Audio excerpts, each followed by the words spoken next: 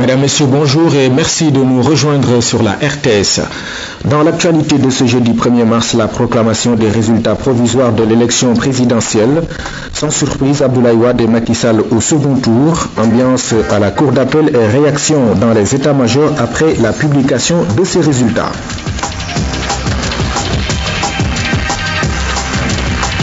La protection civile célébrée ce jeudi au Sénégal et dans le monde. Cette année, un intérêt particulier est accordé aux accidents domestiques.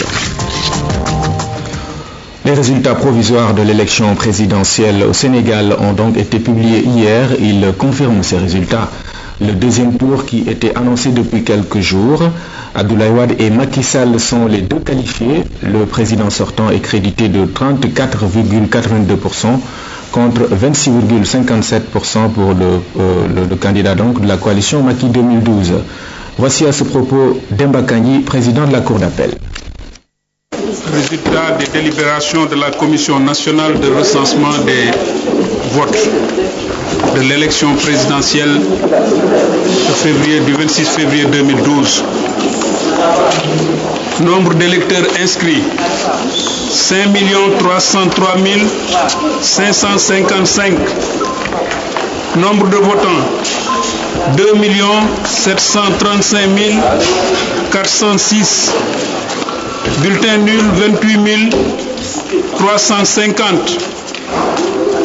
Exprimés 2 707 056.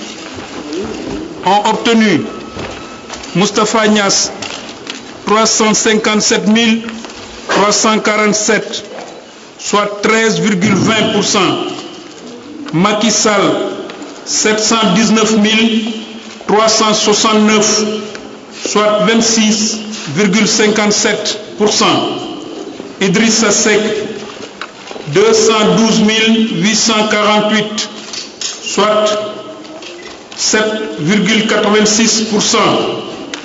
Abdoulaye Wade 942 546, soit 34,82%. Mordien 11 399, soit 0,42%. Cheikh Tidiane Gadio 26 667, soit 0,99%. Cheikh Abiboulaye Dieye 52 196, soit 1,93%. Doudou Ndoye 4 574, soit 0,17%. Djibril Ngom 10 189, soit 0,38%. Ibrahima Fall 48 950, soit 1,81%. Ousmane Tanor Dieng 305 980, soit 11,30%. Djouma Diakhaté 3353, soit 0,12%. Oumar Hassimou Dia 6472, soit 0,24%. Amsatou Sow Sidibé 5166, soit 0,19%. Voilà, mesdames et messieurs, les résultats provisoirement retenus par la Commission nationale de recensement à charge de validation par le Conseil constitutionnel. Après la publication de ces résultats provisoires, des représentants des candidats se sont prononcés pour donner leurs impressions sur les scores qu'ils ont obtenus. Suivant ces quelques réactions recueillies sur place par nos reporters Youssouf Kaba et Ourey Thiam. Il faut rendre grâce à Dieu de nous avoir permis d'aller à ces élections ce 26 février sans aucun incident. Rendre grâce à Dieu aussi parce que nous étions 14 candidats et sur 51% de participation, nous avons pu obtenir 949 000 voix, c'est-à-dire 35% de suffrages exprimés pour notre candidat. Notre objectif était quoi? Sur 100 candidats, d'obtenir les 50. Mais malheureusement, nous l'avons pas obtenu, nous avons eu 34. Donc nous marquons notre satisfaction sur les résultats qui sont sortis par les urnes et qui ont été exprimés par les Sénégalais, à qui nous rendons hommage et que nous remercions vivement d'avoir porté le choix de ce premier tour sur notre candidat. Et le reste maintenant, c'est de regarder comment affronter le second. Il n'y a pas de déception dans votre camp par rapport à cela? Nos déceptions, non, parce que nous sommes partis en compétition. Quand vous allez à une compétition avec des règles du jeu, il faut accepter les résultats des compétitions. Rendre grâce à Dieu d'abord, de remercier l'ensemble du peuple sénégalais qui a fait confiance à la candidature du président Macky Sall pour accepter qu'il soit au deuxième tour. Mais c'est également faire un clin d'œil à l'administration dans l'organisation de ces élections qui, globalement, ont répondu à l'attente des populations, quand bien même il y a eu, ça et là, des désagréments. Nous avons eu, à la lecture de l'ensemble des suffrages exprimés, le candidat Macky Sall s'est retrouvé avec plus de 700 000 voix sur les 2 707 000 suffrages exprimés, ce qui représente un pourcentage de 26,50 et quelques %. Aujourd'hui, au-delà de la personnalité de Macky Sall, c'est toute l'opposition sénégalaise qui charrie l'ensemble de l'espoir que nous attendons des lendemains de ces élections-là. Et donc, ma lecture, c'est que tant mieux pour le Sénégal. Après le dépouillement, nous avons eu 26 667 voix exactement. C'est un score que nous apprécions parce que c'est la première participation de Dr Cheikh Tidiane Gadio à une élection à cet échelon national.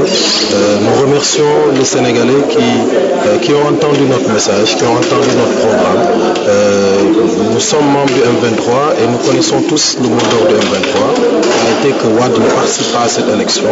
On s'est donné à fond dans ce mot d'ordre du M23, ce qui a fait que le message du Dr Cheikh Tidiane Gadio, qui était un peu autour de ce triptyque nourrir, éduquer, soigner en vue de libérer les énergies des Sénégalais, ce message n'a pas pu être beaucoup entendu par les Sénégalais. Mais nous avons un score de 48 953.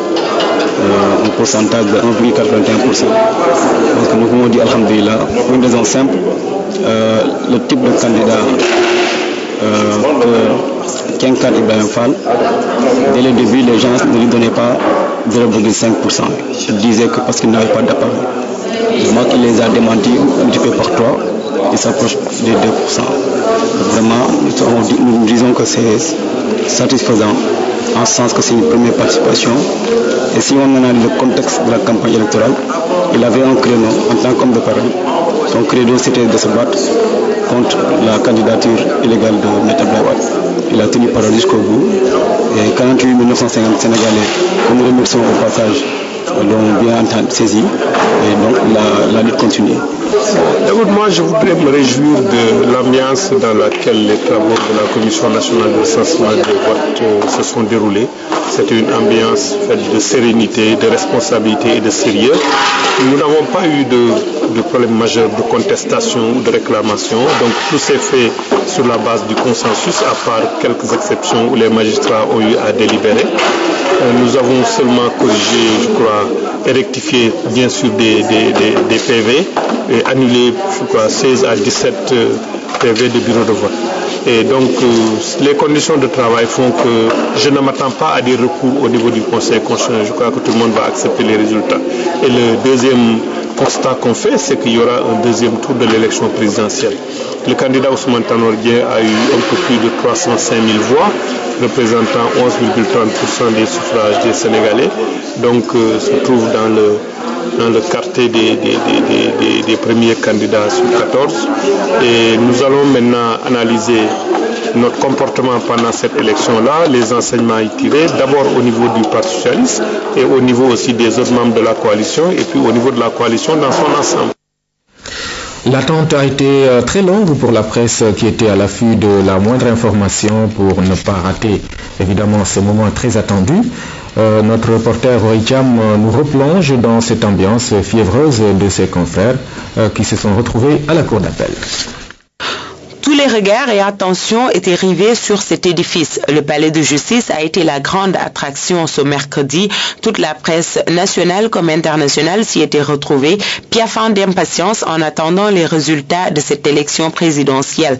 De 16h à 20h, c'était le pied de grue et lorsqu'un monsieur s'est avancé vers le micro, c'était la grande ruée. Mais dommage, c'était une fausse alerte et l'attente reprit ses droits.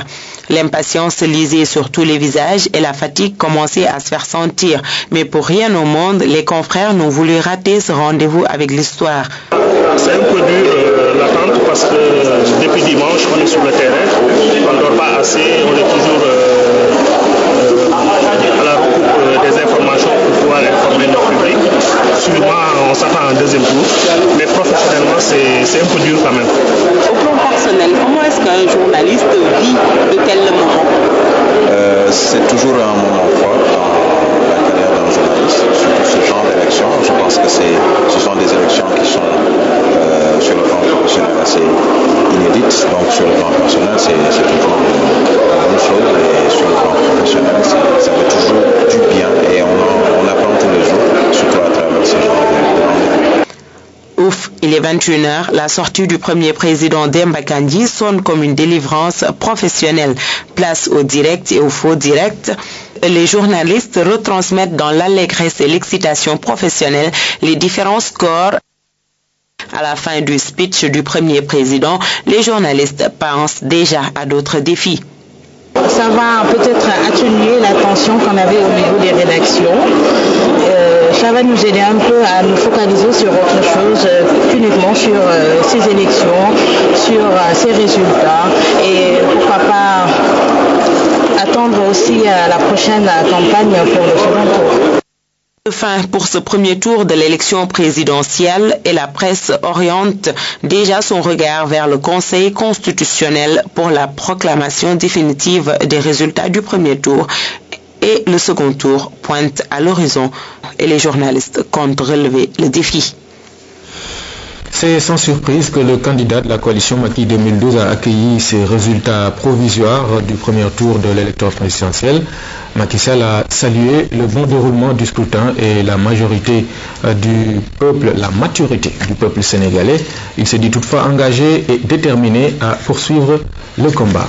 Voici le reportage de Louis-Philippe Sagna.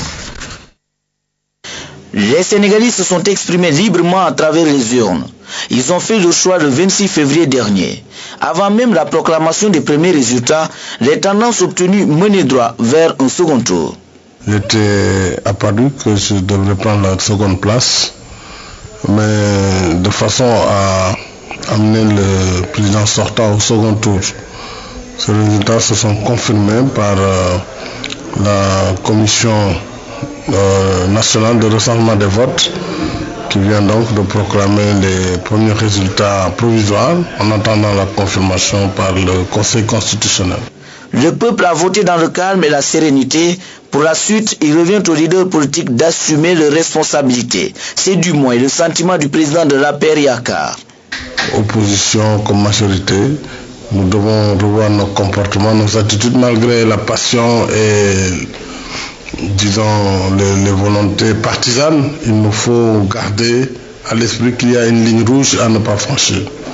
Je félicite donc le peuple sénégalais, je remercie ceux qui ont voté pour moi, je remercie tous les électeurs, mais aussi tous les candidats, parce qu'après tout, ça a été fair play, il y a eu quelques petits débordements, mais je crois que globalement, ça a été une très bonne tenue d'un scrutin. Il faut prier et souhaiter que le second tour vienne confirmer cette sagesse populaire et vraiment cette maturité de notre démocratie. Une campagne électorale nécessite beaucoup d'efforts et de courage. La motivation est-elle encore là? Je suis motivé par les Sénégalais que j'ai rencontrés pendant cette formidable période électorale, de sorte que même s'il y a la fatigue physique, on a toujours envie de poursuivre le contact, d'aller encore à leur rencontre. Et ce serait avec plaisir que je reprendrai cette campagne du second tour. Le second tour s'annonce pour bientôt. Macky Sall invite tous les citoyens à accomplir leur devoir. Le choix d'un président de la République est capital, dit-il. À la maison du Parti socialiste, ce n'est pas une ambiance de fête. Le faible score du candidat est passé par là. Cependant, les militants disent se préparer aux prochaines échéances électorales. Éric Nimadi. Maison du Parti socialiste, il est 21h. C'est le calme plat qui règne dans la cour.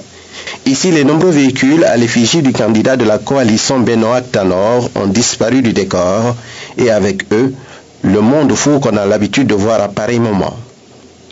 Devant l'entrée du bâtiment principal, cette poignée de personnes. Elles discutent de tout sauf des résultats provisoires du scrutin du dimanche dernier. Ici, la place et le score de leur candidat n'est plus une surprise depuis quelque temps, donc pas de commentaires. Au même moment, dans cette salle, un autre groupe d'individus vient de terminer sa séance de travail. C'est la commission de recueillement des voix de Benno Acta Nord. Et c'est avec beaucoup de philosophie que ses membres ont accueilli ces résultats provisoires. On se préparait à aller au second tour face à Wade. Mais Dieu a fait que nous sommes en 4e position et nous rendons grâce à Dieu sur ces résultats. Nous étions très fiers de notre pays, très fiers d'être sénégalais, la façon dont les électeurs sont partis massivement dans les urnes voter. À la sortie de cela, chaque candidat a eu ce qu'il mérite, je vais dire, le peuple a bien jugé alors. Pour Khoureya, Anita et autres, c'est juste une bataille de perdus avec cette élection présidentielle, mais pas le combat. Il faut rester mobilisé derrière leur candidat pour les prochaines échéances électorales qui se profilent déjà à l'horizon. Et puis depuis l'annonce de ce deuxième tour de scrutin, l'idée d'un face-à-face télévisé entre les deux candidats qualifiés et agités, la RTS est déjà prête à organiser ce débat.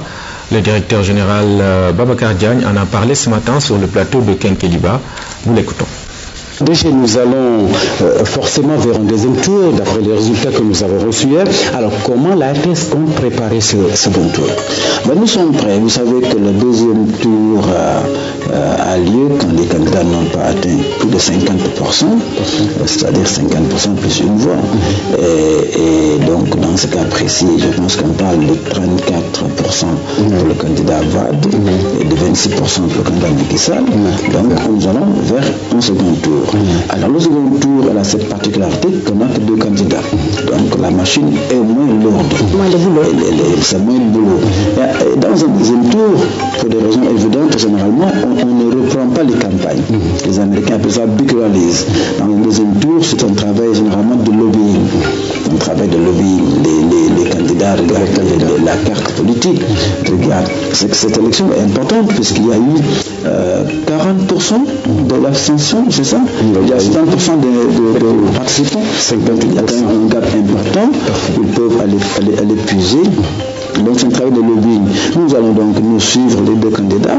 En général, dès que le Conseil constitutionnel publie, affiche les résultats, donc ce sera sûrement demain ou après-demain, la campagne commence. Et cette fois-ci, elle va durer 2 semaines. Elle va durer 2 semaines. C'est une campagne de lobbying, comme j'ai dit, principalement. Il peut y avoir peut-être des meetings, mais généralement, ce n'est pas des grands meetings qui se voient dans un deuxième tour. Et nous allons donc gérer comme à l'habitude, mais ce sera plus léger pour nous. Alors, est-ce qu'il y a là la perspective d'organiser un débat entre le candidat Wade et le candidat Macky Sall? Oui. Cette fois-ci, vraiment, oui. Dans quelles conditions, sous quel format? C'est très important. Alors nous sommes la chaîne leader, vous l'avez dit, nous sommes la chaîne, n'est-ce pas, la plus expérimentée, la chaîne qui a les moyens, c'est ça qui compte dans un grand débat. Ce sont les réalisateurs expérimentés, les moyens, n'est-ce pas, techniques. Parfait. Et ça, c'est important. Alors, qu'est-ce qui est important dans un débat? C'est le plateau, c'est très important dans un débat, c'est le décor, c'est important dans un débat, c'est les présentateurs, c'est important, et quatrièmement le public. Alors tout se fait avec, bien sûr, tout se fait en concertation avec les candidats. c'est les deux candidats qui donc viennent me voir d'ailleurs, et mon staff, et on discute. Parce que vous savez, dans ce cas-là, le plateau est important, les couleurs, les teintes, c'est important. Le journaliste est important. C'est laissé au choix des candidats. Quand il y a un journaliste, il y a consensus. Il y a consensus. Par exemple, en Côte d'Ivoire, vous l'avez vu, il y a eu un animateur des débats. Mais en France, en général, c'est deux. Chaque candidat, ce n'est pas, les candidats ne choisissent pas des journalistes à eux, qui sont dans leur staff ou dans leur parti. C'est des journalistes professionnels qui sont choisis, connus pour leur rigueur. Et en général, donc, ces deux candidats, on le voit en France, donc, mais les candidats, encore une fois, sont choisis par les candidats. Et c'est peu, bien sûr, qu'ils aillent vers nous, pour qu'on puisse leur proposer. Mais la RTS est prête pour accueillir les deux candidats? Ah oui, non seulement la RTS est prête, mais je pense que c'est ici qu'elle doit se faire. Généralement, ces débats-là sont laissés à l'audiovisuel public, pour les raisons que j'ai citées plus haut, l'expérience, etc. Alors, vous savez, ces débats-là ont commencé depuis très très longtemps, et nous sommes très heureux pour le Sénégal, parce que c'est un surréalisatif. C'est un point qui manquait à notre démocratie. Ces débats-là, vous vous souvenez, le plus grand débat dont on parle jusqu'à présent, c'est le débat de 60, septembre 60, entre Kennedy et Nixon. C'est un débat très très intéressant qui était à l'époque, n'est-ce pas, une première. Vous vous souvenez de Nixon qui était venu malade, il avait mal au genou, il avait pris 2 kilos, sa chemise tombée. Kennedy venait de vacances, il venait de Californie, il était frais, et ça a beaucoup compté. C'est à partir de ce moment-là qu'on se dit que l'image, n'est-ce pas, compte beaucoup. Parce que les électeurs ont l'occasion de voir comme ça, face à face, leurs deux candidats, les choix programmatiques et décider, surtout en milieu jeune, on décide par rapport aux choix programmatiques, c'est très important. L'autre grand débat, les autres grands débats qu'on a vus, c'était en France. Mais en France, c'est beaucoup plus tard. Il y a eu des débats avant, mais c'est à partir des grands débats de Duhamel, de Massy de 70, que c'est entré dans les mœurs. Vous vous souvenez de la grande phrase de Claudel, Messieurs les censeurs, bonsoir. C'était des débats intéressants. Bien sûr, sont venus plus tard des débats, Mitterrand, Giscard d'Estaing. Vous êtes un homme du passif, vous êtes un homme du passé. Cette phrase choc, le sens de la réplique est également extrêmement important dans ces débats-là. Mais en tout cas, comme je l'ai dit, nous offrons d'abord, nous offrons nos services. Nous allons prendre contact d'ailleurs immédiatement avec les staffs des deux candidats et les candidats eux-mêmes pour ce débat à la RTS. Nous en avons l'expérience, nous en avons les moyens, je le dis souvent, et nous verrons avec eux. Vous avez vu le plateau qu'on avait fait pour eux, avec des tons neutres, parce que les couleurs des partis importent.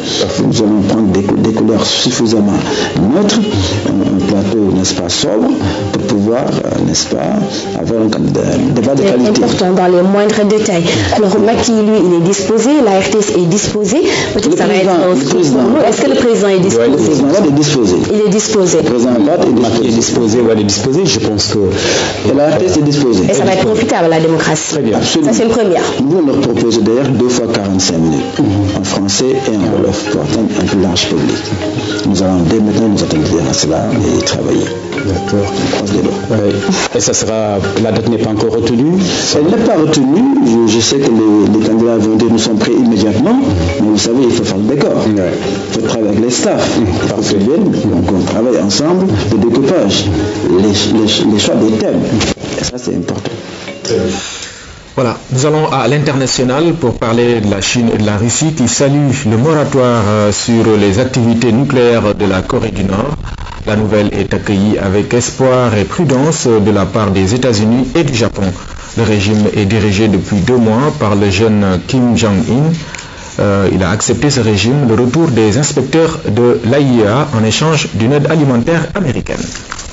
Après la mort de son dirigeant Kim Jong-il, Pyongyang accepte de geler son activité nucléaire.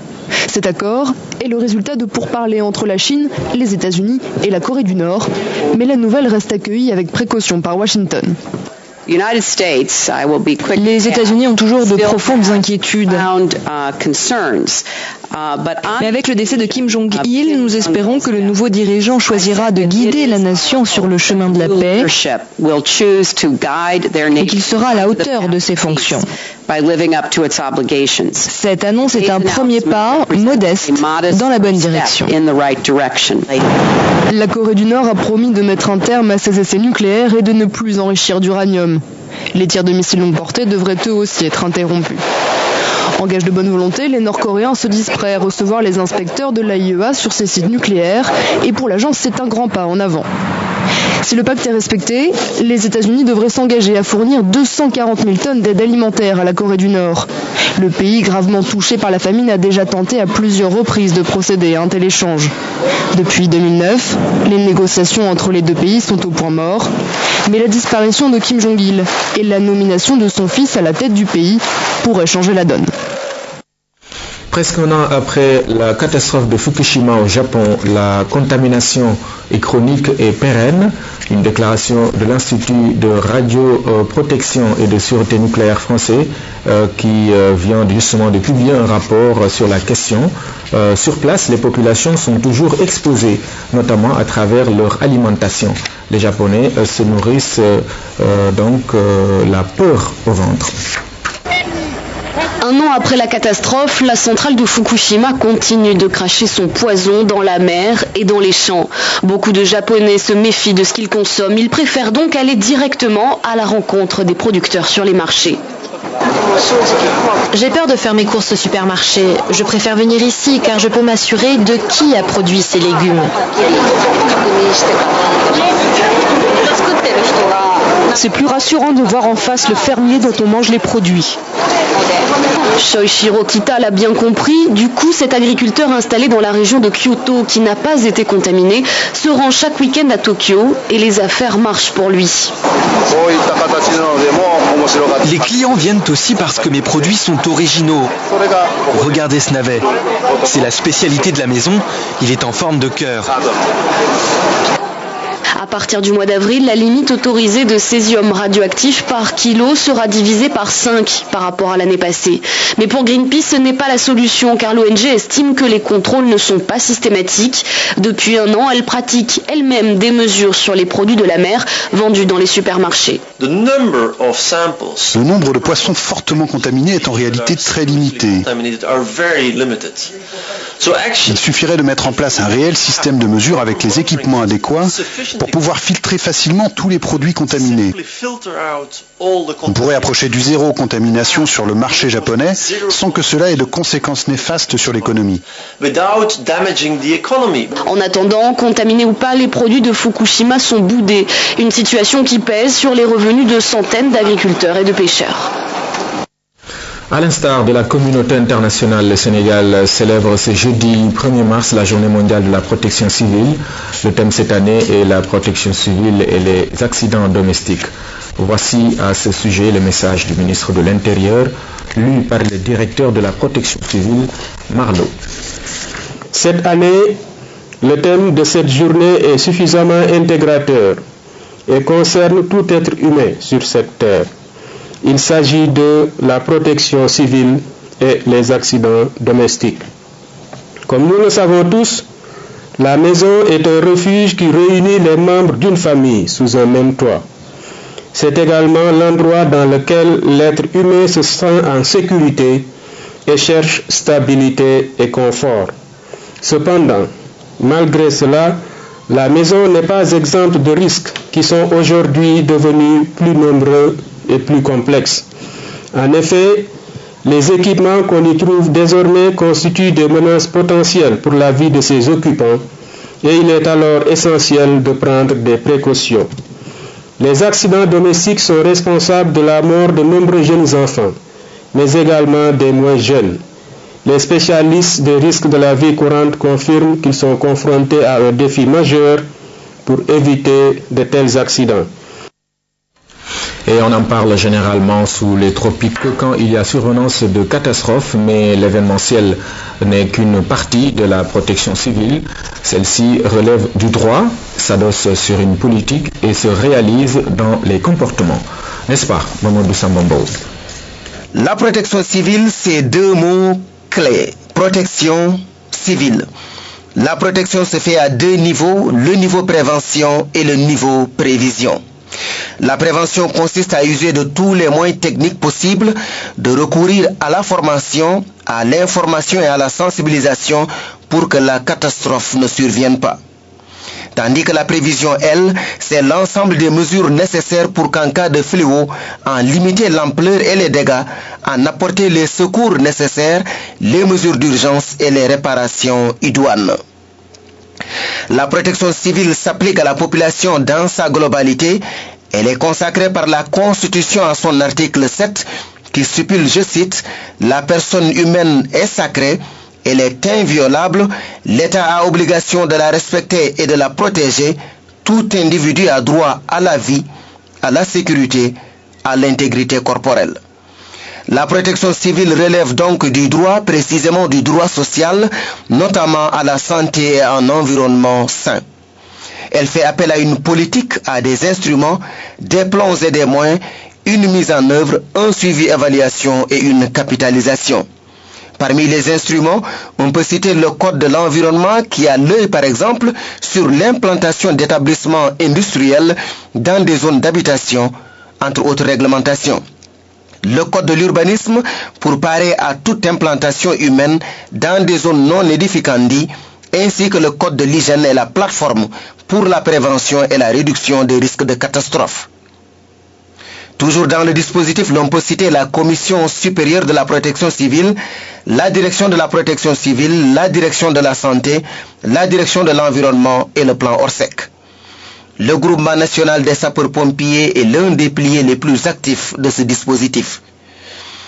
La protection civile est aussi un devoir et dépend donc de l'éducation et du comportement du citoyen, d'où la pertinence du thème sur les accidents à domicile, car de la configuration de nos maisons, des installations que nous y effectuons et des actes que nous posons dépend largement notre sécurité.